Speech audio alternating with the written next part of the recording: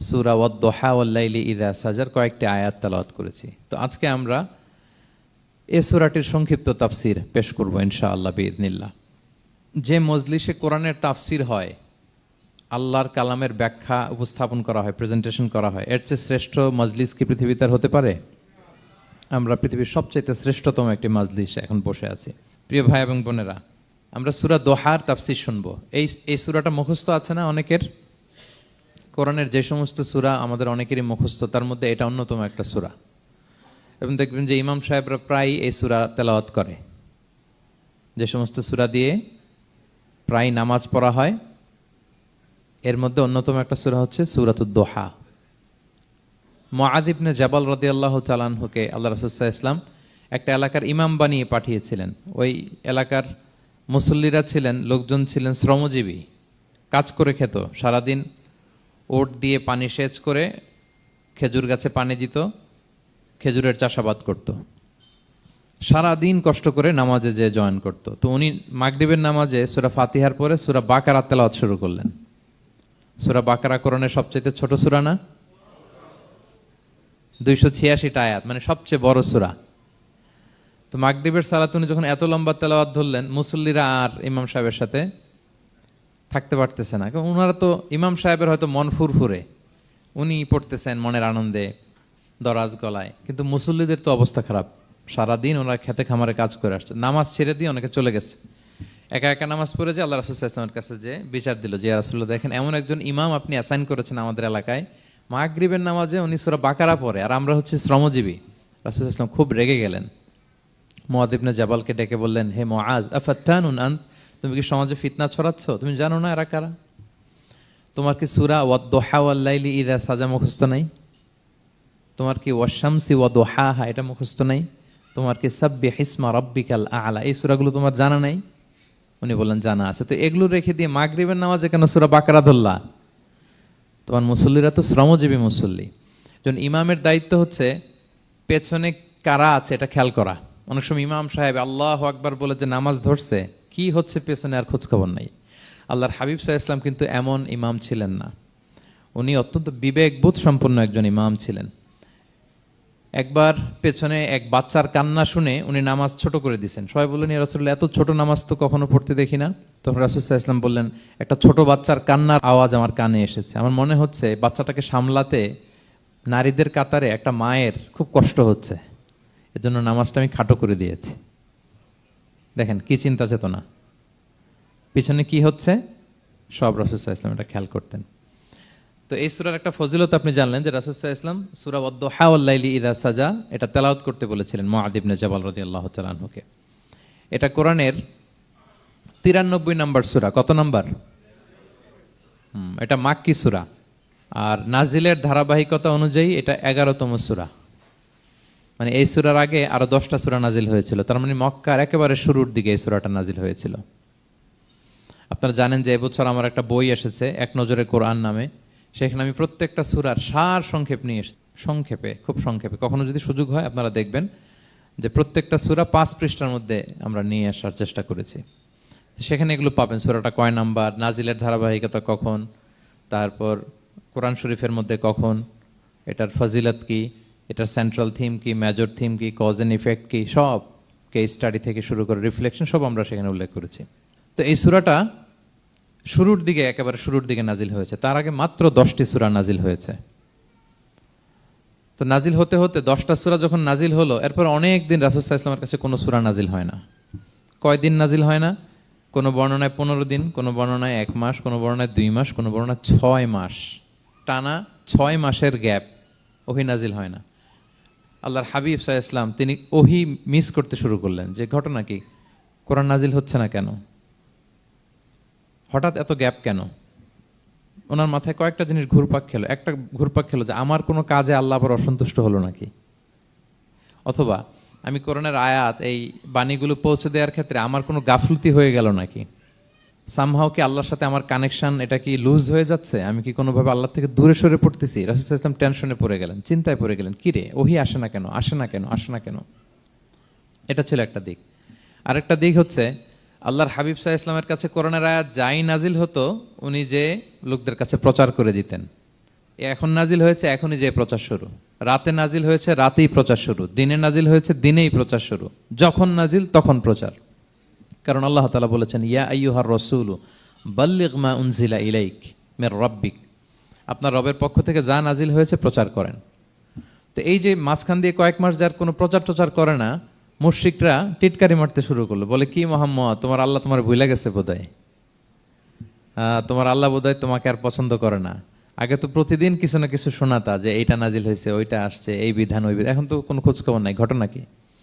আল্লাহর হাবিব সাল্লাল্লাহু আলাইহি ওয়াসাল্লামের চাচি উম্মে জামিল, আবুল হাবির স্ত্রী, সে আরো খারাপ কথা বললো। সে বলল, ইন্না শাইতানাকা কদ তারাকাক, তোমার কাছে যে একটা শয়তান আসতো এখন বোধহয় আর আসে না মুহাম্মদ। নাউযুবিল্লাহি মিন যালিক। এটা দিয়ে জিবরিল আলাইহিস সালামকে বুঝিয়েছেন। জিবরিল এসে কি কি যেন বলে, কই এখন তো কিছু বলো না। তো রাসূল বলবে কি করে? কারণ তিনি তো মন গড়া কিছু বলতেন না। আল্লাহর হাবিব সাল্লাল্লাহু আলাইহি ওয়াসাল্লাম মনে যা ইচ্ছা হয় মন গড়া কখনো কিছু বলেছেন? আওয়াজ করে বলেন, মন গড়া বলতেন তিনি? ওমা ইয়ান্তিকু আনিল হাওয়া ইন হুয়া ইল্লা ওয়াহয়ুন ইউহা। আল্লাহর ওহী আসলে সেটা শোনাতেন। তো ওহীও আসে না, উনি শোনাতেও পারে না। ওহীও নাই, উনি শোনাতেও পারে না। এই যে একটা কষ্টকর মুহূর্ত রাসূল সাল্লাল্লাহু আলাইহি ওয়াসাল্লামের। কিরে, মাসের পর মাস চলে গেল, ওহী আসতেছে না কেন? আমার কি কোনো ভুল হচ্ছে নাকি? আল্লাহকে আমাকে অপছন্দ করলেন?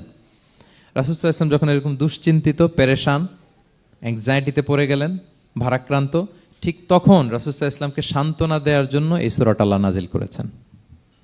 সান্ত্বনা দেওয়ার জন্য। এই সূরাটা বেশ আশা জাগানিয়া সূরা, মোটিভেশনাল সূরা, ইন্সপিরেশনাল সূরা। আপনার মন খারাপ হলে আপনি এই সূরাটা পড়বেন। এই সূরাটা এবং এটার পরে আরেকটা সূরা আছে, সূরাতু আলাম নাশরাহ। আপনার মন ভালো হয়ে যাবে। এটাকে দি অ্যান্টি ডিপ্রেসেন্ট সূরা বলে, মানে ডিপ্রেশন কাটায় ফেলে। আমাদের এরকম অনেক সময় হয় না যে হতাশ, দেয়ালে পিঠ ঠেকে গেছে, কোনো বের হওয়ার রাস্তা নাই, কই যাব, কোথাও সফলতা নাই, সবাই আমাকে ভুল বুঝতেছে, এরকম মাঝে মাঝে হয় না? আমাদের সবার লাইফে আপস অ্যান্ড ডাউনস আছে। আপনি যখন ভারাক্রান্ত হবেন, কষ্টে থাকবেন, এই সূরাটা পড়বেন, দেখবেন যে আপনার ডিপ্রেশন দূর হয়ে গেছে।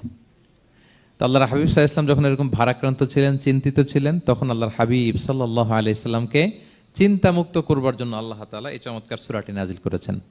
আল্লাহ নাজিল করলেন, আউযু বিল্লাহি মিনাশ শাইতানির রাজিম, বিসমিল্লাহির রহমানির রহিম, ওয়াদ-দুহা ওয়াল-লাইলি ইযা সাজা মা ওয়াদ্দাআকা রাব্বুকা ওয়া মা ক্বালা ওয়ালাল আখিরাতু খায়রুল লাকা মিনাল উলা ওয়ালা সাউফা ইউতিকা রাব্বুকা ফাতারদা।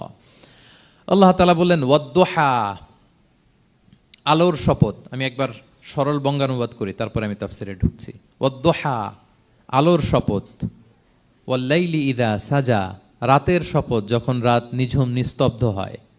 মা ওয়াদ্দাআকা রাব্বুকা ওয়া মা ক্বালা, নবী হে, আপনার রব আপনার উপর অসন্তুষ্টও হয় নাই, আপনাকে ছেড়েও যায় নাই, আপনার রব আপনার সাথেই আছে। আলহামদুলিল্লাহ। ফিল করবেন যে আল্লাহ আমার সাথে আছে।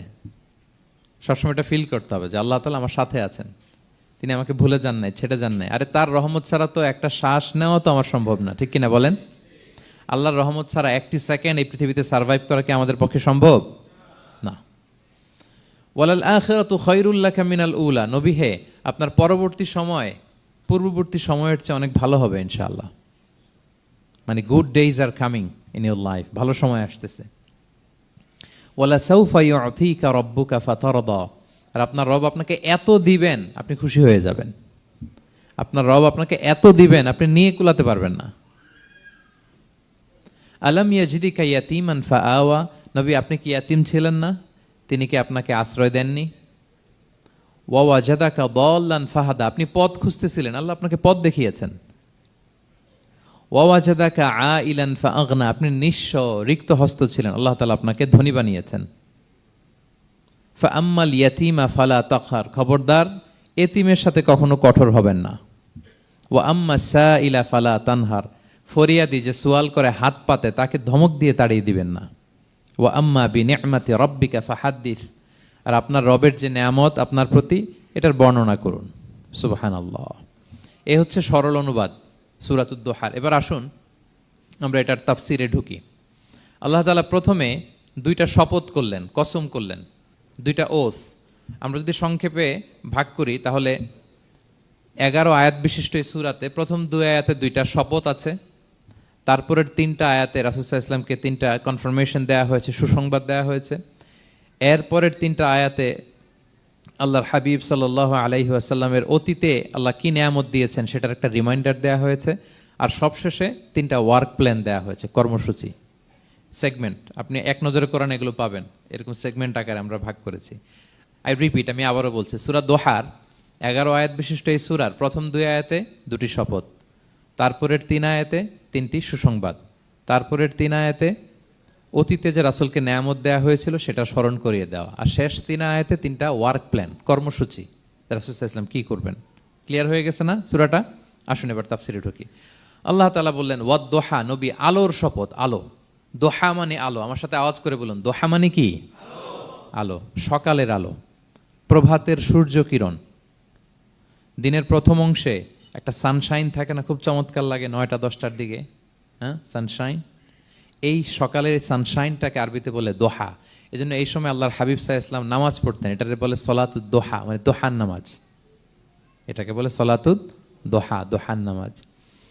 তো দেখেন রাসূল সাল্লাল্লাহু আলাইহি ওয়াসাল্লামের মন ভালো করবার জন্য প্রথমে আল্লাহর ওয়ার্ডিংটা দেখেন, আল্লাহ তাআলা কেমন চমৎকার শব্দ চয়েস করেন। প্রথমে আল্লাহ বললেন আলো। আলো বললেই তো মনটা ভালো হয়ে যায়, কি বলেন? এই আলো মানে আশার আলো, সম্ভাবনার আলো, প্রশান্তির আলো। ওয়াদ-দোহা, আলোর শপথ।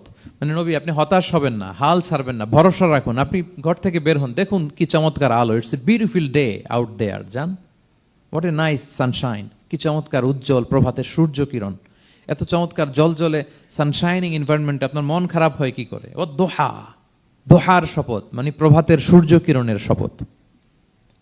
আবার বললেন ওয়াল্লাইলি ইযা সাজা, রাতের শপথ, যখন সে রাত নিঝুম হয়, গভীর হয়, নিস্তব্ধ হয়। 2টা শপথ, আলোর শপথ আর রাতের অন্ধকারের শপথ। আলোর শপথ বলে বেসিকলি আল্লাহ তাআলা ওহির আগমনকে বুঝিয়েছেন, আর রাতের শপথ বলে আল্লাহ তাআলা বেসিকলি ওহির অনুপস্থিতিকে বুঝিয়েছেন। মানে রাত দিন দুইটাই যেমনি লাগে, আল্লাহ তাআলা বোঝাতে চাইলেন নবী আপনি টেনশন করবেন না, আমি উইথ ইউ, আমি আপনার সাথে আছি। ওহি আসা না আসা দুইটাই গুরুত্বপূর্ণ। রেগুলার যদি ওহি আসে, এটা রিসিভ করতে আপনার কষ্ট হয়ে যাবে। আল্লাহর পক্ষ থেকে আসমানি কিতাবের যে ওহি, এটা সাধারণ কোনো কথা না। ইন্না সানুলকি আলাইকা কওলান সাকিলা, এটা খুব ভারী, হেভি ওয়েট। এটা পাহাড়ে নাজিল করলে, লাউ আনজালনা হাযাল কুরআনা আলা জাবাল লারাআইতাহু খাশিআম মুতাসাদ্দিআম মিন খাশিয়াতিল্লাহ, এটা মাউন্ট এভারেস্টের উপর নাজিল করলে পাহাড় ভেঙে খান খান হয়ে যেত। শীতের রাতে কোরআন নাজিল হলে রাসূল সাল্লাল্লাহু আলাইহি ওয়াসাল্লাম ঘেমে একাকার হয়ে যেতেন, কপাল বেয়ে টপ টপ করে ঘাম পড়তে ওহি রিসিভ করতে যেয়ে। তিনি ওটের উপরে করে মরুভূমিতে চড়ছেন, ওহি নাজিল হলে ওটের বুক মাটিতে মিশে যেত। এক সাহাবার মাথায়, পায়ের মধ্যে মাথা রেখে রাসূল সাল্লাল্লাহু আলাইহি ওয়াসাল্লাম শুয়েছিলেন, তখন ওহি নাজিল হলো। সাহাবা বলছেন ওহির ভারে মনে হচ্ছে যে আমার পায়ের হাড্ডিটাই ফেটে যাবে। তার মানে এটা খুব ভারী বাণী, খুবই ভারী, এটা সাধারণ কোনো কালাম না। তো এই যে রাসূল সাল্লাল্লাহু আলাইহি ওয়াসাল্লামের কাছে যে ওহি নাজিল হচ্ছিল, এটা যদি রেগুলার নাজিল হয়, এটা রিসিভ করা রাসূল সাল্লাল্লাহু আলাইহি ওয়াসাল্লামের জন্য সহজ হবে না, কঠিন হয়ে যাবে। রেগুলার ওহি নাজিল হলে এটার যে পাওয়ার, প্রেশার, রাসূল সাল্লাল্লাহু আলাইহি ওয়াসাল্লামের স্নায়ু এটা বরদাস্ত করতে পারবে না। তো আল্লাহ বোঝাতে চাইলেন নবী, আমি কাফির রাজা বলে আপনাকে আমি ভুলে গেছি, কখনো না, নেভার এভার। বরং আপনার যাতে একটু রেস্ট হয়, আরাম হয়, আপনাকে একটু কমফোর্ট দেওয়ার জন্য আমি সাময়িকভাবে ইচ্ছে করে ওহিটা বন্ধ রেখেছি। সুবহানাল্লাহ পড়বেন না? আপনার যাতে একটু কমফোর্ট হয়, আপনার যেন একটু আরাম হয়, ওহি রিসিভ করে করে যেন আপনি অভ্যস্ত হতে পারেন, এজন্য আমি ইচ্ছা করে আপনাকে একটু আরাম দেওয়ার জন্য ওহি বন্ধ রেখেছি। সারাদিন যদি, মানে দিনের 24 ঘন্টায় যদি সূর্য থাকে, ভাল লাগবে? আচ্ছা বলেন, 6 মাস টানা সূর্য ভাল লাগবে আপনার? রোদের গরমে আমরা অস্থির হয়ে যাব। তো 12 ঘন্টা সূর্যের আলোর পরে যেমনি রাতের দরকার আছে, আল্লাহ বোঝাতে চাইলেন ওহি নাজিল হওয়ার পাশাপাশি মাঝে মাঝে ওহি ব্রেক দেওয়ার দরকার আছে, ওহি বন্ধ থাকার দরকার আছে। ফলে আপনি হ্যাবিচুয়েটেড হবেন, ওহি রিসিভ করা না করা এটা আপনার জন্য ইজি হয়ে যাবে। যখন আপনি আপনার জন্য ওকে হয়ে যাবে, তখন আমি লাগাতার ওহি নাজিল করব। তাহলে ওরা যে বলে আমি আপনাকে ভুলে গিয়েছি, না, আমি আপনাকে ভুলি নাই, বরং আপনার আরামের জন্য খানিকটা সময় আপনাকে বিশ্রামের সুযোগ করে দেওয়ার জন্য আমি আল্লাহ ওহি বন্ধ রেখেছি। সুবহানাল্লাহ। তার মানে আল্লাহ তাআলা নবীকে ভুলেন নাই বা নবী সাল্লাল্লাহু আলাইহি ওয়াসাল্লামের উপর অসন্তুষ্ট হন নাই, ইচ্ছে করে আল্লাহ তাআলা কিছুদিন ওহি বন্ধ রেখেছেন। প্রতিদিন সূর্য থাকলে যেমনি ভাল লাগে না, মানে 24 ঘন্টা, এজন্য 12 ঘন্টা সূর্য দিয়ে আল্লাহ 12 ঘন্টা রাত দিয়েছেন, আমাদের আরামের, বিশ্রামের, ঘুমের আয়োজন করেছেন। ঠিক তেমনি রেগুলার ওহি রিসিভ করলে রাসূল সাল্লাল্লাহু আলাইহি ওয়াসাল্লামের জন্য কষ্ট হয়ে যাবে, এজন্য ইচ্ছে করে আল্লাহ গ্যাপ দিয়েছেন। আল্লাহর হাবিব সাল্লাল্লাহু আলাইহি ওয়াসাল্লামের উপর আল্লাহ অসন্তুষ্ট হননি। এটাই আল্লাহ তাআলা বললেন যে ওয়াদ-দুহা ওয়াল-লাইলি ইযা সাজা, প্রভাতের সূর্য কিরণের শপথ, রাতের নিঝুম নিস্তব্ধ পরিবেশের শপথ। মা ওয়াদ্দাআকা রব্বুকা ওয়া মা ক্বালা, আপনার রব আপনারে ভুলেও যায় নাই, আপনারে ছেড়েও যায় নাই, আপনার উপর নাখোশও হয় নাই। সুবহানাল্লাহ। আপনার রব আপনার সাথেই আছে। এটা সবসময় ফিল করবেন যে আমার রব আমার সাথে আছে। এটা ফিল করলে আপনার মধ্যে যে সাহস আসবে, আপনি কল্পনাই করতে পারবেন না যে এত এনার্জি আপনার ভিতরে আসলো কি করে। আপনারা খেয়াল করেছেন, বছর খানিক আগে ভারতবর্ষের আমাদের এক বোনের সামনে কিছু সন্ত্রাসী, ওরা জয় শ্রীরাম বলতেছিল, মনে আছে? কিন্তু আমার ওই বোন মুস্কান কি বলছিল বলেন তো? তার এক আল্লাহু আকবারে from north to south, from east to west, the entire globe প্রকম্পিত হয়েছে। আমরা সবাই পড়েছি আল্লাহু আকবার। সবাই আমরা কি পড়েছি? আল্লাহু আকবার। কারণ সে ফিল করেছে যে আল্লাহ আমার সাথে আছে। মনকে তুমি বুঝিয়ে বলো আল্লাহ আছেন আমার সাথে, এটা ফিল করতে হবে। আল্লাহর হাবিব সাল্লাল্লাহু আলাইহি ওয়াসাল্লামকে আল্লাহ তাআলা এইটাই অ্যাসিওরেন্স দিলেন, কনফার্মেশন দিলেন যে মা ওয়াদ্দাআকা রব্বুকা ওয়া মা ক্বালা, আপনার রব আপনাকে ভুলে যায় নাই, আপনার রব আপনার প্রতি অসন্তুষ্ট হয় নাই। আমি ইচ্ছা করে ওহিটা বন্ধ রেখেছি যাতে আপনার আরাম হয়। সুবহানাল্লাহ। আল্লাহর হাবিব সাল্লাল্লাহু আলাইহি ওয়াসাল্লামের প্রতি আল্লাহ তাআলা কতটা টেক কেয়ার করতেন দেখেন। রেগুলার ওহী নাজিল হলে রাসূল সাল্লাল্লাহু আলাইহি ওয়াসাল্লামের কষ্ট হয়ে যাবে, এজন্য তিনি কিছুদিন ওহী বন্ধ রেখে রাসূল সাল্লাল্লাহু আলাইহি ওয়াসাল্লামকে বিশ্রামের ব্যবস্থা করে দিয়েছেন। তাহলে প্রথম 3টা আয়াত ক্লিয়ার না সবার কাছে? আচ্ছা, প্রথম 2টো আয়াতে 2টা শপথ গেল, এরপরে 3টা সুসংবাদ। সুসংবাদের প্রথমটা হলো আমি ভুলিও নাই ছাড়িও নাই, আপনার সাথে আছে। এরপর আল্লাহ বললেন ওয়ালাল আখিরাতু খায়রুল লাকা মিনাল উলা, নবী হে আপনার পরবর্তী সময় পূর্ববর্তী সময়ের চেয়ে ভালো হবে। নিশ্চয়ই আপনার পরবর্তী সময় পূর্ববর্তী সময়ের চেয়ে ভালো হবে। তার মানে গুড ডেইজ আর কামিং, ভালো সময় আপনার জীবনে আসছে, আপনি হতাশ হবেন না, নিরাশ হবেন না। এরপর আল্লাহ তাআলা বললেন ওয়ালা সাউফা ইউতিকা রাব্বুকা ফাতারদা, নবী হ্যাঁ আপনার রব আপনাকে এত দিবে আপনি খুশি হয়ে যাবেন। আপনার রব আপনাকে এত নেয়ামত দান করবে, আপনি আপনার রবের প্রতি সন্তুষ্ট হয়ে যাবেন।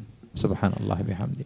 এবং তাই হয়েছে। যারা আপনারা সিরাত পড়েছেন, যারা আল্লাহর হাবিব সাল্লাল্লাহু আলাইহি ওয়াসাল্লামের জীবনী নিয়ে ধারণা রাখেন, তারা দেখবেন যে আল্লাহর রাসূল সাল্লাল্লাহু আলাইহি ওয়াসাল্লাম যেখানেই মনে কষ্ট পেয়েছেন, বিষণ্ণ, চিন্তিত, তখনই আল্লাহ তাআলা রাসূল সাল্লাল্লাহু আলাইহি ওয়াসাল্লামের চিন্তা দূর করে রাসূল সাল্লাল্লাহু আলাইহি ওয়াসাল্লামকে সন্তুষ্ট করেছেন। যখনই রাসূল সাল্লাল্লাহু আলাইহি ওয়াসাল্লামের মনে কষ্ট, তিনি চিন্তিত, তখনই আল্লাহ তাআলা ওনাকে হ্যাপি করেছেন। কাইন্ড অফ রাসূলকে হ্যাপি করাই আল্লাহর কাজ, আল্লাহর হাবিব সাল্লাল্লাহু আলাইহি ওয়াসাল্লামকে হ্যাপি করাই আল্লাহ তাআলার কাজ। দেখেন কিভাবে আল্লাহ তাআলা আল্লাহর হাবিব সাল্লাল্লাহু আলাইহি ওয়াসাল্লামকে হ্যাপি করেছেন, একটু খেয়াল করে দেখেন। মক্কাতে যখন খুব জটিল অবস্থা, দাওয়াতি কাজ চালিয়ে নেওয়াটা রাসূল সাল্লাল্লাহু আলাইহি ওয়াসাল্লামের জন্য কষ্ট হয়ে যাচ্ছে, নমুসলিম সাহাবাদের উপর অত্যাচার, তখন আল্লাহর হাবিব সাল্লাল্লাহু আলাইহি ওয়াসাল্লাম দেখলেন যে এই মক্কার 2 জনের একজনকে আমার চাই। তাদের একজন যদি ইসলামের ছায়াতলে আসে তাহলে ইসলামের পাল্লাটা ভারী হয়। কারা? একজন হচ্ছে ওমরে ফারুক আর একজন আবু জাহাল। 2 জনের একজন তখন ইসলাম ধর্ম গ্রহণ করে নাই। তো রাসূল সাল্লাল্লাহু আলাইহি ওয়াসাল্লাম কেঁদে কেঁদে আল্লাহর কাছে ফরিয়াদ জানালেন, আল্লাহুম্মা আইজ্জাল ইসলামা বিআহাব্বি হাযাইন আর-রাজুলাইনি ইনদাক। আল্লাহ, আমি কাউকে স্পেসিফিক তোমার কাছে চাই না, শুধু এটাই বলি 2 জন লোকের নাম বলবো, এই 2 জন লোকের মধ্যে থেকে যাকে তোমার পছন্দ হয় তাকে তুমি ইসলামের ছায়াতলে এনে ইসলামকে শক্তিশালী করো। এক হচ্ছে আবু জাহাল, আরেক হচ্ছে ওমরে ফারুক। এই দোয়াটা তিনি করতে লাগলেন। আর খুব চিন্তিত 2 জনের কেউই মুসলমান হয় না। একদিন হঠাৎ সাহাবারা বললেন ইয়া রাসূলুল্লাহ, আল্লাহর হাবিব সাল্লাল্লাহু আলাইহি ওয়াসাল্লাম তখন দারুল আরকামের ভেতরে বসা। সাহাবারা বললেন ইয়া রাসূলুল্লাহ, আপনি এখান থেকে সরে যান, কারণ ওমরে ফারুক নাঙ্গা তলোয়ার নিয়ে আসতেছে আপনাকে হত্যা করবার জন্য। তো আল্লাহ রাসূল সাল্লাল্লাহু আলাইহি ওয়াসাল্লাম বললেন যে তোমরা সরে যাও, আমার মনে হচ্ছে ওই যে চোখের পানি ছেড়ে আমি দোয়া করেছি, ওই দোয়া আজকে কবুল হতে শুরু করেছে, তোমরা সরো। ঠিকই ওমরে ফারুক রাদিয়াল্লাহু তাআলা আনহু আসলেন, এসে তিনি তলোয়ার রেখে দিয়ে বললেন আশহাদু আল্লা ইলাহা ইল্লাল্লাহ ওয়া আশহাদু আন্না মুহাম্মাদান আবদুহু ওয়া রাসূলুহু, আমি সাক্ষ্য দিচ্ছি আল্লাহ ছাড়া কোনো ইলাহ নেই এবং আপনি আল্লাহর প্রেরিত বান্দা এবং রাসূল। এই দৃশ্য দেখে রাসূল সাল্লাল্লাহু আলাইহি ওয়াসাল্লাম খুশি হয়ে গেলেন। ওয়ালা সাউফা ইউতিকা রাব্বুকা ফাতারদা, আল্লাহ বলেছিলেন যে নবী হে আপনাকে এত দিব, আপনার রব আপনাকে এত নেয়ামত দিবে, আপনি শুধু খুশিই হবেন, সন্তুষ্ট হবেন আমার প্রতি। এদের রাসূল সাল্লাল্লাহু আলাইহি ওয়াসাল্লামের দোয়া কবুল করে আল্লাহ তাআলা ওমরে ফারুককে ইসলামের ছায়াতলে এনে ইসলামকে শক্তিশালী করলেন। ফাতারদা, রাসূল সাল্লাল্লাহু আলাইহি ওয়াসাল্লাম খুশি হয়ে গেলেন। এভাবে প্রতিটা ক্ষেত্রে। মক্কাতে যখন খুব কঠিন অবস্থা, রাসূল সাল্লাল্লাহু আলাইহি ওয়াসাল্লাম তায়েফে চলে গেলেন দাওয়াত দেওয়ার জন্য। নেইবারিং সিটি, আপনারা যে হজ উমরা করেছেন জানেন, মক্কার পাশের সিটি তায়েফ। দাওয়াত দিলেন, দাওয়াত প্রত্যাখ্যান করলো তারা। শুধু তাই না, ফিজিক্যালি হ্যারেস করা হলো আল্লাহর হাবিব সাল্লাল্লাহু আলাইহি সাল্লামকে। রাসূল সাল্লাল্লাহু আলাইহি ওয়াসাল্লামের জামা ধরে, গা ধরে টানা হেচড়া করা হলো, পাথর মারা হলো, তিনি রক্তাক্ত হলেন।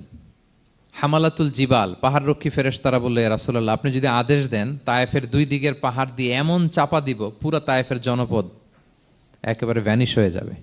আল্লাহর হাবিব সাল্লাল্লাহু আলাইহি ওয়াসাল্লাম বললেন, না, আমি আশা করি তাদের পরবর্তী নেক্সট জেনারেশনের কেউ না কেউ পড়বে লা ইলাহা ইল্লাল্লাহ মুহাম্মাদুর রাসূলুল্লাহ। তাই হয়েছে। এখন তায়েফে যান, শুধু মসজিদ আর মসজিদ, মসজিদ আর মসজিদ। কি চমৎকার পরিবেশ! তায়েফে গেলে মনেই হবে না আরব দেশ। বৃষ্টি হয় প্রতিদিন, অনেক চাষাবাদ হয়, চমৎকার এলাকা। রাসূল সাল্লাল্লাহু আলাইহি ওয়াসাল্লামের দোয়ার বরকত। তো তায়েফবাসী দাওয়াত প্রত্যাখ্যান করলো। রাসূল সাল্লাল্লাহু আলাইহি ওয়াসাল্লাম গায়ের রক্ত পরিষ্কার করে নাখলা নামক খেজুরের বাগানে যায়েদ রাদিয়াল্লাহু তাআলা আনহুকে ফজরের নামাজ পড়তেছিলেন।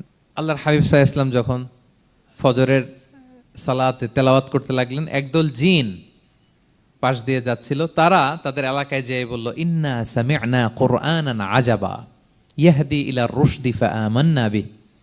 জিনেরা আগে আকাশের উপরে উঠে ফেরেশতারা কি বলে চুরি করে শুনে আসতো।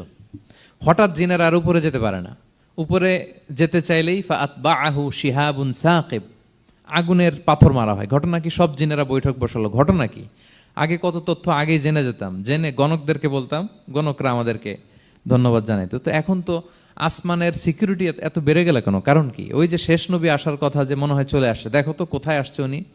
খুঁজতে খুঁজতে খুঁজতে একদল ওই দিন ফজরের সময় আল্লাহর হাবিব সাল্লাল্লাহু আলাইহি ওয়াসাল্লাম রক্তাক্ত হয়ে ফজরের সালাত যখন পড়তেছেন, ওই কোরআন তেলাওয়াত শুনে তারা এলাকায় যেয়ে বলল যে ইন্না সামি'না কুরআনান আজাবা, এক আজীব কোরআন শুনে আসছি, ইয়াহদি ইলা রুশদি, এই কোরআন মানুষকে হেদায়েতের পথে নিয়ে যায়। ফাআমান্না বিহি, আমরা ঈমান এনে ফেললাম। সুবহানাল্লাহ পড়েন।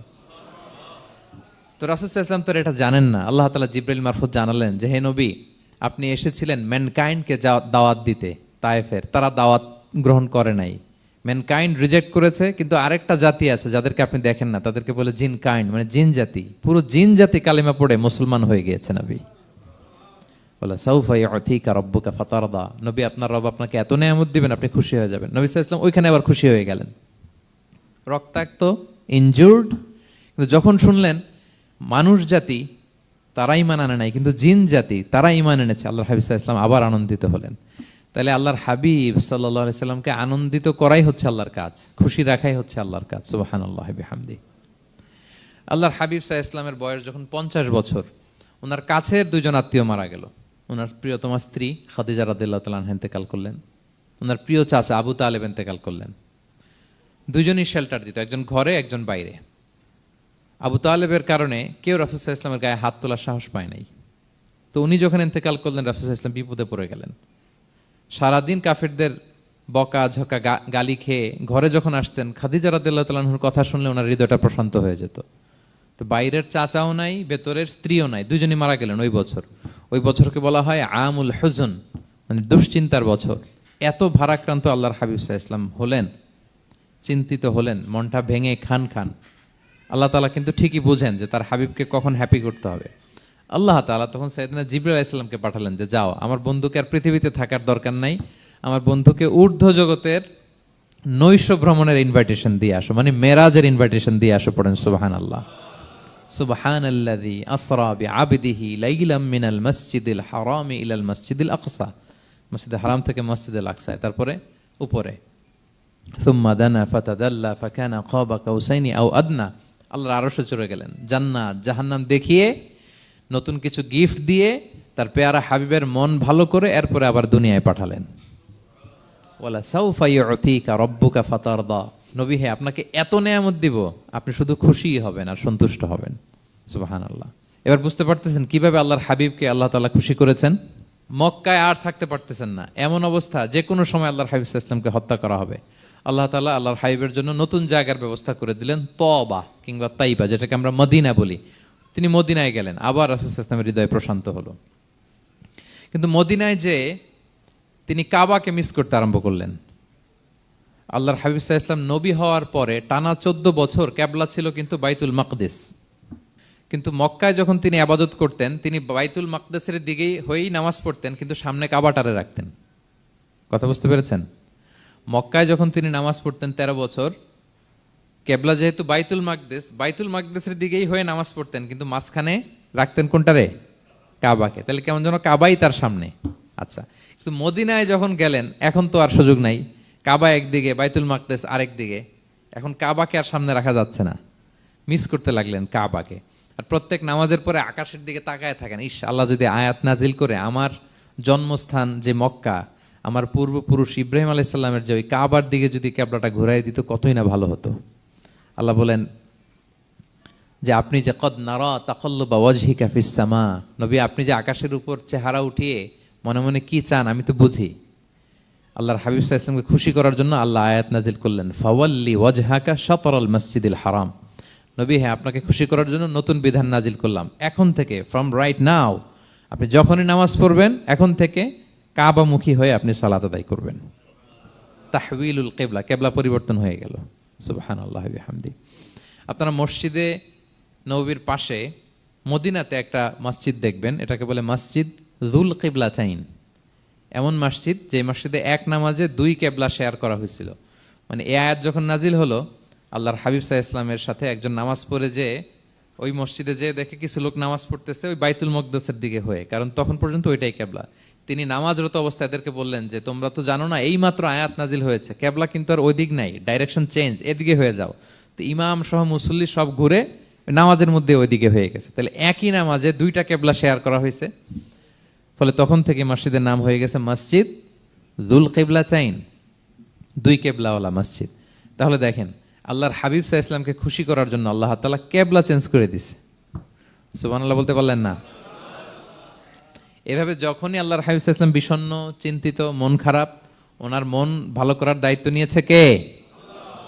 জিবরাইল এসে শোনাতে লাগলো আগের জামানায় কেউ 500 বছর 700 বছর হায়াত পেয়েছে।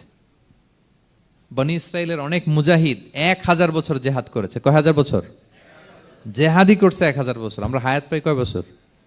আমাদের হায়াত কয় বছর অন অ্যান অ্যাভারেজ? 60-70।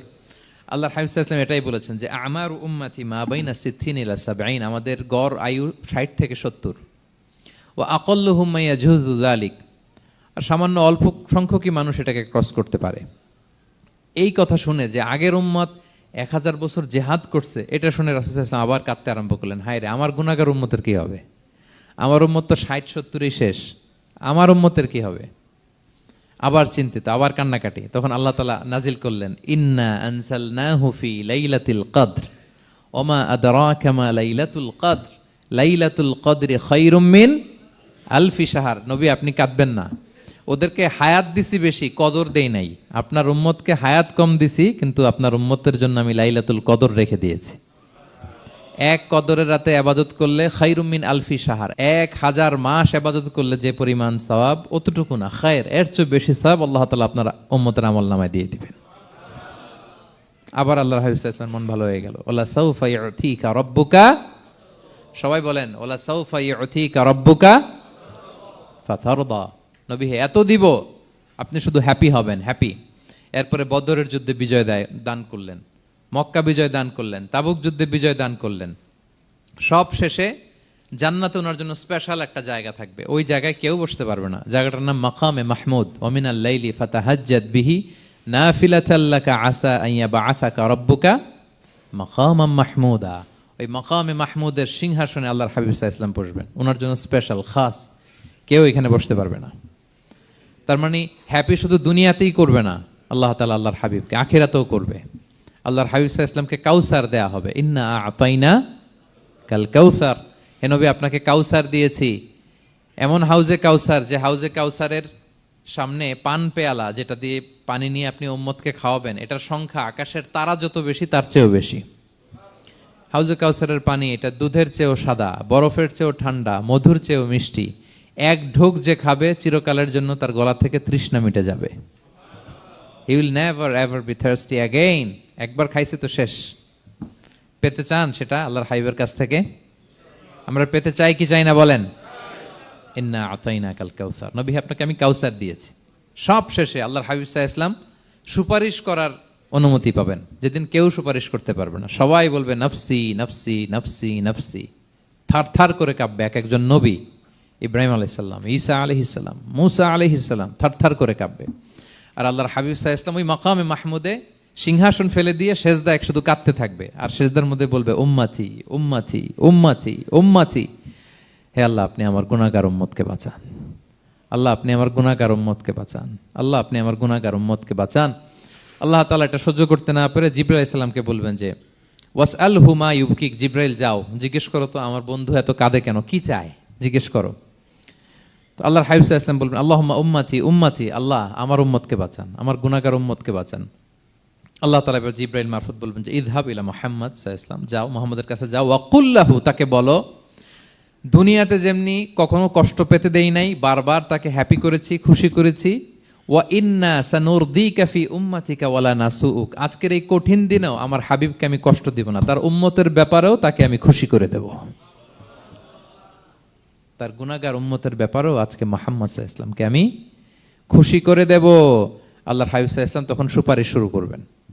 আল্লাহু আকবার, আল্লাহু আকবার। ওয়ালা সাউফা ইউতিকা রাব্বুকা ফাতারদা, নবী হে আপনাকে এত নেয়ামত দিব আপনি নিয়ে কুলাতে পারবেন না। সব শেষে এই গুনাহগার উম্মতকে সুপারিশ করে জাহান্নাম থেকে নাম কাটিয়ে সবাইকে নিয়ে তিনি একটা ফ্ল্যাগ হাতে নিয়ে তিনি জান্নাতের দিকে ছুটবেন। ওই ফ্ল্যাগের মধ্যে লেখা থাকবে আলহামদু। কি লেখা থাকবে? মানে প্রশংসা, প্রশংসার পতাকা। নিজেও তো প্রশংসিত। মুহাম্মদ মানে কি জানেন? মুহাম্মদ মানে কি? প্রশংসিত। এই কারণে মুহাম্মদ সাল্লাল্লাহু আলাইহি ওয়াসাল্লামকে মক্কার লোকেরা গালি দিয়েও শান্তি পেত না। মানে যদি বলি এই প্রশংসিত লোকটা খারাপ, কথাটা হইল? প্রথমে আগে বলা লাগে কি? প্রশংসিত। মুহাম্মদ মানে কি? তো এই জন্য মক্কার লোকেরা রাসূল সাল্লাল্লাহু আলাইহি ওয়াসাল্লামকে মুহাম্মদ না বলে ডাকতো মুদাম্মাম, মানে নিন্দিত। তো মুদাম্মাম তো রাসূলের নাম না, রাসূল সাল্লাল্লাহু আলাইহি ওয়াসাল্লামের নাম কি? মুহাম্মদ, প্রশংসিত। এই জন্য গালি দিয়েও তারা মজা করতে পারতো না, সুবিধা করতে পারতো না। গালি দিলেও আগে প্রশংসা করে নেওয়া লাগতো। প্রথমে বলতো মুহাম্মদ পাগল, এরকম বলতো নাউযুবিল্লাহ, তার মানে প্রশংসিত লোকটা পাগল। হইলো? এটা গালি হয়েছে? ঘুরে ফিরে তো প্রশংসাই হয়ে গেল। তো আল্লাহর হাবিব সাল্লাল্লাহু আলাইহি ওয়াসাল্লাম লিওয়াউল হামদ, প্রশংসার ফ্ল্যাগ নিয়ে বিশাল উম্মতকে নিয়ে জান্নাতে অভিমুখে যাবেন এবং জান্নাতের দরজায় হি উইল বি দা প্রথম নক করবেন উনি। তখন জান্নাতের রক্ষী ফেরেশতা বলবে মান আনতা, কে? আল্লাহর হাবিব সাল্লাল্লাহু আলাইহি ওয়াসাল্লাম বলবেন আনা মুহাম্মদ, আমি মুহাম্মদ। তো ফেরেশতা বলবে আমরা দাঁড়ায় আছি এজন্য আল্লাহ বলে দিয়েছেন মুহাম্মাদের আগে কাউকে যেন এন্ট্রি দেয়া না হয়। আপনার আগে যেন কারোর জন্য জান্নাতের দরজা না খুলি, স্পেশাল উপর থেকে অর্ডার আছে। আপনি যেহেতু নক করেছেন, ওয়েলকাম, আসেন। পুরো উম্মাহ নিয়ে আল্লাহর হাবিব সাল্লাল্লাহু আলাইহি ওয়াসাল্লাম জান্নাতে ঢুকবেন। ওয়ালা সাউফা ইউতিকা রাব্বুকা ফাতারদা, নবী হে আপনাকে অচিরেই এত নেয়ামত দিব আপনি সন্তুষ্ট হয়ে যাবেন। প্রথম দুইটা শপথ গেল, এরপর তিনটা সুসংবাদ গেল। এরপর আল্লাহ তাআলা অতীতে যে নবীর পাশে ছিলেন, অতীতে যে বিভিন্ন নেয়ামত দিয়ে আল্লাহর হাবিব সাল্লাল্লাহু আলাইহি ওয়াসাল্লামকে আল্লাহ তাআলা ধন্য করেছেন, এগুলো রিমাইন্ডার দিচ্ছেন যে নবী আপনি কেন চিন্তিত হন, আমি আগেও ছিলাম আপনার সাথে, এখনো আছি, ভবিষ্যতেও থাকবো। তিনি বললেন আলাম ইয়াজিদকা ইয়াতীমান ফাআওয়া, তিনি কি আপনাকে ইয়াতীম অবস্থায় পাননি, তিনি কি আপনাকে আশ্রয় দেননি? আপনারা জানেন আল্লাহর হাবিব সাল্লাল্লাহু আলাইহি ওয়াসাল্লাম যখন মায়ের পেটে, তখনই তার পিতা দুনিয়া থেকে ইন্তেকাল করেছেন। মায়ের পেটে তার বয়স হচ্ছে 6 মাস, দুনিয়াতে আসেননি আল্লাহর হাবিব সাল্লাল্লাহু আলাইহি ওয়াসাল্লাম রাহমাতাল লিল আলামিন। মায়ের পেটে থাকা অবস্থায় বাবা হারিয়েছেন, দুনিয়াতে আসলেন 6 বছর বয়সে তিনি মাকে হারিয়েছেন। কয় বছর বয়সে? 6 বছর। তারপর মায়ের ইন্তেকালের পরে দাদার কাছে, আব্দুল মুত্তালিবের কাছে লালিত পালিত হতে লাগলেন। 8 বছর বয়সে দাদাও ইন্তেকাল করলেন। বাবা চলে গেলেন জন্মের আগে, মা চলে গেলেন 6 বছর মানে শিশু থাকতে। 8 বছর বয়সে তো শিশু, দাদাও চলে গেলেন। 8 বছর বয়স থেকে আল্লাহর হাবিব সাল্লাল্লাহু আলাইহি ওয়াসাল্লাম চাচার কাছে এতিম অবস্থায় লালিত পালিত হতে লাগলেন। এবং আবু তালেব এত ভালোবাসতো, ইমান আনে নাই, শেষ পর্যন্ত ইমান আনেনি, শিরকের উপরে ইন্তেকাল করেছে, কিন্তু আল্লাহর হাবিব সাল্লাল্লাহু আলাইহি ওয়াসাল্লামকে এত ভালোবেসেছেন। বাবার যে কি মানে পিতৃ স্নেহের যে কি মায়া, এটা বুঝতে দেন নাই কখনো, এটার অভাব কখনো তিনি টের পান নাই। ওনার যে বাবা নাই, আবু তালেবের কারণে এতটা ভালোবেসেছেন। তার মানে কখনোই রাসূল সাল্লাল্লাহু আলাইহি ওয়াসাল্লামকে লালন পালন, রক্ষণাবেক্ষণ, টেক কেয়ারের কোনো গ্যাপ আল্লাহ তাআলা রাখেননি। হালিমাতু সাদিয়ার কাছে, পরে মায়ের কাছে, উম্মে আইমানের কাছে, দাদা আব্দুল মুত্তালিবের কাছে, পরে চাচার কাছে, একটার পর একটা স্লট বাই স্লট রেডি। সেটাই স্মরণ করে দিলেন যে নবী, এমন তো হয় নাই যে আপনাকে লালন পালনের জন্য কেউ ছিল না। আলাম ইয়াজিদকা ইয়াতীমান ফাআওয়া, আপনার রব কি আপনাকে এতিম অবস্থায় আশ্রয়ের ব্যবস্থা করে দেননি? মানে তখন তো আমি ছিলাম আপনার সাথে, কেউ ছিল না তখন তো আমি ছিলাম, তো আপনার তো ভয় কিসের? আপনি হতাশ হবেন না, নিরাশ হবেন না, হাল ছাড়বেন না আপনি। তাহলে প্রিয় ভাইরা, আল্লাহর হাবিব সাল্লাল্লাহু আলাইহি ওয়াসাল্লাম ইয়াতিম অবস্থায় পৃথিবীতে এসেছিলেন এবং এজন্য ইয়াতিমের সাথে ভালো আচরণ তিনি করতে বলতেন আল্লাহর হাবিব সাল্লাল্লাহু আলাইহি ওয়াসাল্লাম। যারা এতিমকে ভালোবাসে আল্লাহ তাদেরকে ভালোবাসে। এবং আল্লাহর হাবিব সাল্লাল্লাহু আলাইহি ওয়াসাল্লাম বলতেন, আনা ওয়া কাফিলুল ইয়াতিমি ফিল জান্নাতি কাহাতাইন, আমি এবং এতিমের রক্ষণাবেক্ষণকারী এইভাবে প্রতিবেশীর মতো জান্নাতে থাকব।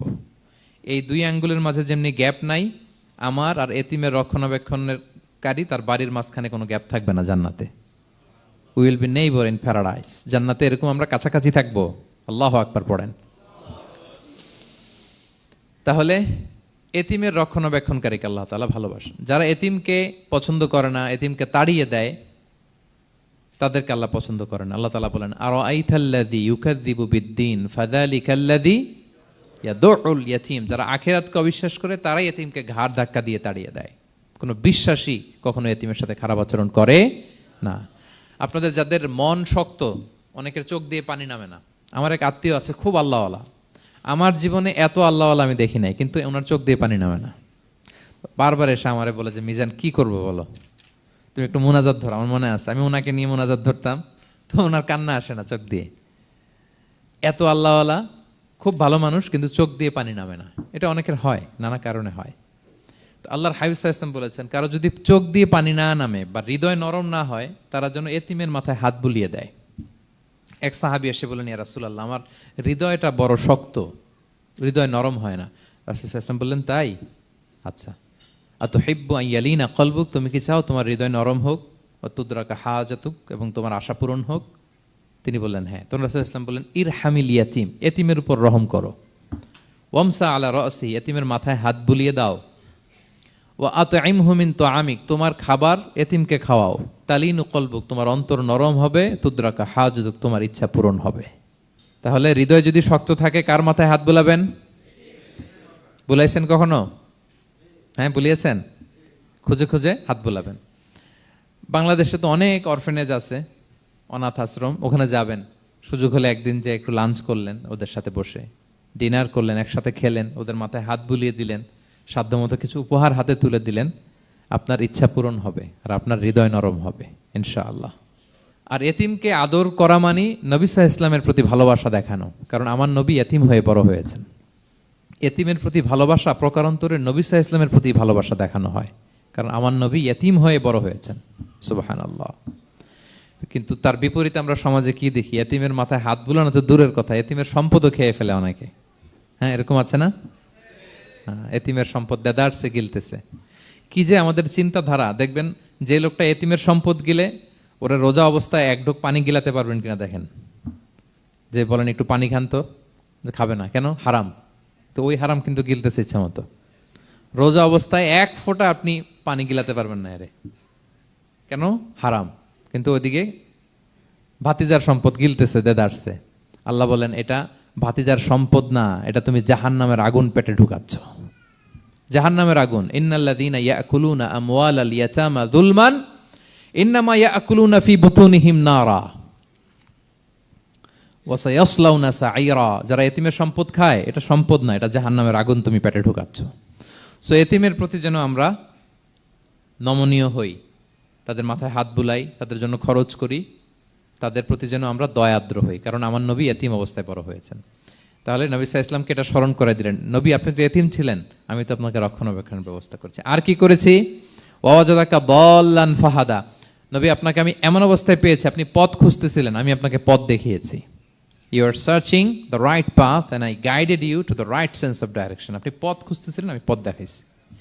এখানে দল্লানের অর্থ পথভ্রষ্ট করা যাবে না। ওয়াজাদাকা দল্লান, হে নবী আপনাকে আমি পথভ্রষ্ট পেয়েছি, পরে পথ দেখাইছি, এরকম বলা যাবে না। এটা আল্লাহর হাবিব সাল্লাল্লাহু আলাইহি ওয়াসাল্লামের ক্ষেত্রে প্রযোজ্য নয়। অনেক বাংলা তাফসীর অর্থে আমি দেখেছি পথ হারা, নবী আপনাকে আমি পথ হারা পেয়েছি, পথ দেখেছি, এটাও খুব একটা সুন্দর না। সবচেয়ে সুন্দর হচ্ছে নবী আপনি পথ খুঁজতেছিলেন, সত্যের অনুসন্ধানী ছিলেন। অনেক সময় দেখবেন অনেক পথিক যেতে যেতে এমন এক জায়গায় যায়, দেখে 3 রাস্তা কিন্তু কোনো সাইনবোর্ড নাই। পুরাতন রাস্তাগুলোতে এরকম অনেক সময় হতো না আমাদের? 3 দিকে রাস্তা, কোনো সাইনবোর্ড নেই, তো যাবো কই? এটা বুঝালেন যে নবী আপনি পথ খুঁজতেছিলেন, আমি আপনাকে দেখিয়েছি, হে নবী এটাই সিরাতুল মুস্তাকিমের পথ। ও জাদাকা দল্লান ফাহাদা, আপনি পথ খুঁজতেছিলেন, আমি আপনাকে পথ দেখিয়েছি। তো ছোটবেলায় সাথে ছিলাম, পথ খুঁজতেছিলেন, পথ দেখালাম, আমি আপনার ভুললাম কোথায়? কাফিরদের কথায় মন খারাপ করেন কেন যে তারা বলে আমি আপনাকে ভুলেছি, ছেড়েছি? নো, নেভার এভার, আমি আপনার সাথেই আছি।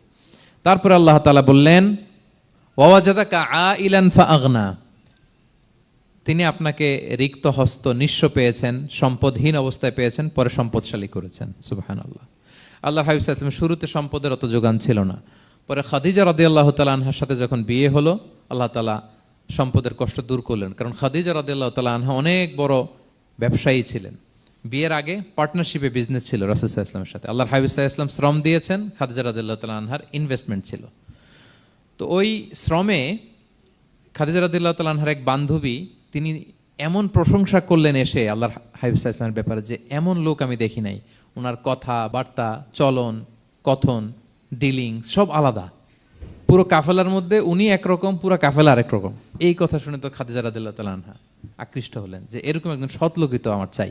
প্রস্তাব দেয়া হলো, চাচাদের কাছে বিয়ে হয়ে গেল। এবং বিয়ের পরে খাদিজা রাদিয়াল্লাহু তাআলা আনহা নারীদের মধ্যে সর্বপ্রথম শাহাদা বাক্য পড়ে মুসলমান হয়েছিলেন।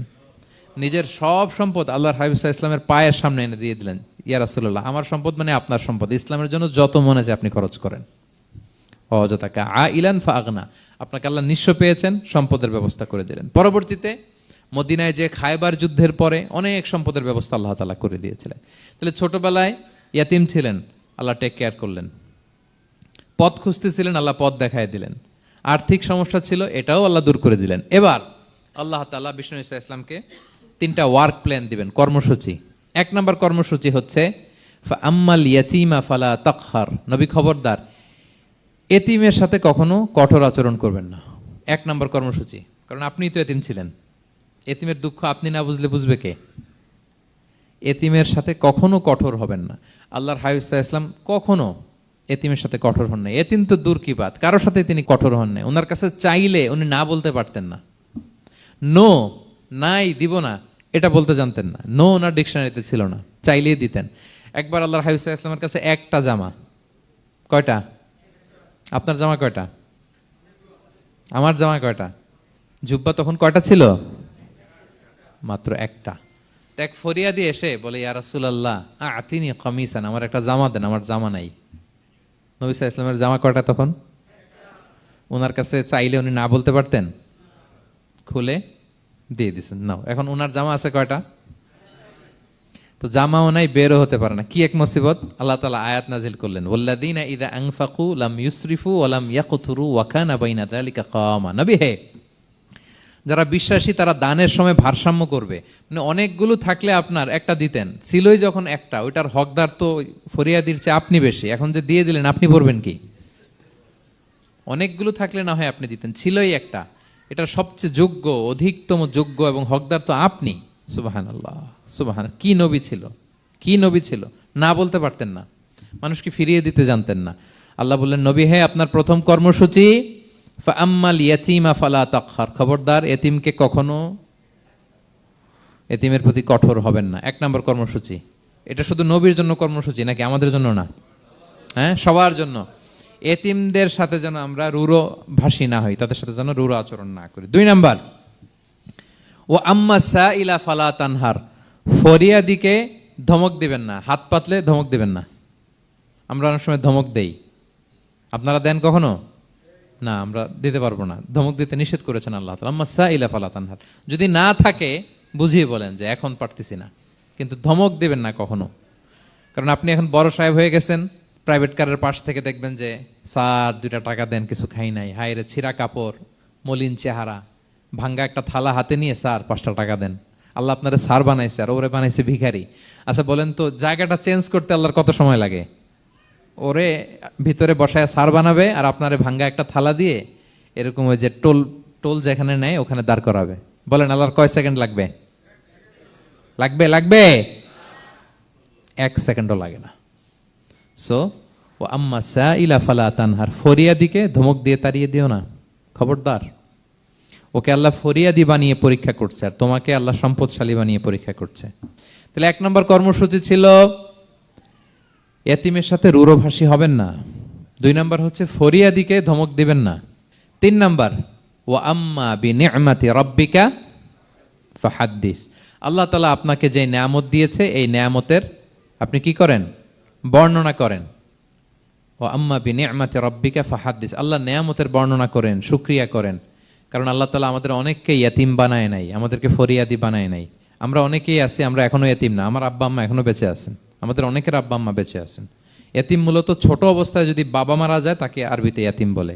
মান মাতা আবুহু ওয়া হুয়া সগীর, কেউ ছোট, তার বাবা মারা গেছে, তাকে শরীয়তের পরিভাষায় কি বলে? ইয়াতিম।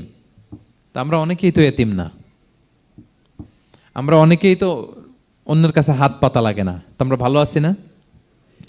আমাদের দেখবেন যে প্রায় হিসাবটা হচ্ছে আমার কি নাই, আমাদের হিসাবটা কি কি নাই, কি যে আছে এটার হিসাব করে কুলানোও যাবে না, ঠিক কিনা বলেন? হ্যাঁ, ঠিক যেই মুহূর্তে এখানে বসে আমরা এই চমৎকার ইফতারি নিয়ে বসে আছি, ঠিক একই মুহূর্তে দেখবেন যে হসপিটালের আইসিইউতে শুয়ে শুয়ে কাতরাচ্ছে অনেকে। হ্যাঁ, ঠিক এই মুহূর্তে কিডনি ডায়ালিসিস চলতেছে, দেখছেন? কিডনি পেশেন্ট এদিকে ছিদ্র করে ব্লাড সব বের হয়ে রিফাইনিং হয়ে আরেক দিক দিয়ে ঢুকে, ওর চিৎকার শুনলে। বার্ন ইউনিটে গেছেন কখনো? আগুনে পোড়া রোগী, আপনার তো অনেক কিছু নাই, আমার এটা নাই ওইটা নাই, আল্লাহ এটা দিল না, এটা নিয়ে আসেন। আপনি বার্ন ইউনিটে একদিন যায়েন, তাহলে বুঝবেন যে আল্লাহ আপনারে কত শান্তিতে রেখেছে। না খেয়ে কয় রাত কাটিয়েছি আমরা, বলেন তো? কত লোক বাড়ি ভাড়া পরিশোধ করতে পারে না, ঋণের বোঝায় জর্জরিত, দুরারোগ্য ব্যাধিতে আক্রান্ত, ক্যান্সারের লাস্ট স্টেজে। তাদের সাথে একটু দেখা করেন, 4th স্টেজে চলে আসছে ক্যান্সার পেশেন্ট। তার চেহারা, তার খাবার, তার চলাফেরা, কিভাবে তার প্রতিটা সেকেন্ড কাটে, একটু দেখে আসবেন, তাহলে বুঝবেন যে কত আল্লাহর দেয়া নেয়ামতের সাগরে হাবুডুবু খাই আমরা। এজন্য আল্লাহ বলেছেন 3 নম্বর কর্মসূচি হচ্ছে ওয়া আম্মা বিনি'মাতি রাব্বিকা ফাহাদ্দিস, আল্লাহ নেয়ামতের শুকরগুজার হও। আল্লাহ যে নেয়ামত দিয়েছে এই নেয়ামত তুমি বর্ণনা করো। অনেকে আছে আল্লাহ নেয়ামত দিলে ওটা প্রকাশ করতে চায় না, এটা আল্লাহ পছন্দ করে না। মানে আপনি যদি অনেক সম্পদশালী হন, আপনি সুন্দর পরিচ্ছন্ন জামা পরবেন, মানুষকে দান করবেন, আপনার বাড়ি ঘর সুন্দর হবে, এটা নিষেধ নয়, এটা ভালো।